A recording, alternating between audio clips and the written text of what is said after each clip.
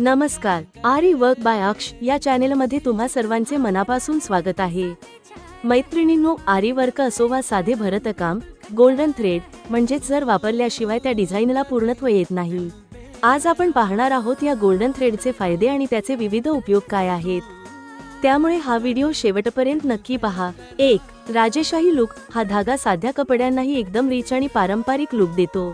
2. सण आणि लग्नासाठी परफेक्ट, लग्नाचा लेहेंगा असो, साडी किंवा डिझायनर ब्लाउज, गोल्डन थ्रेड शिवाय ते अपूर्णच वाटतात।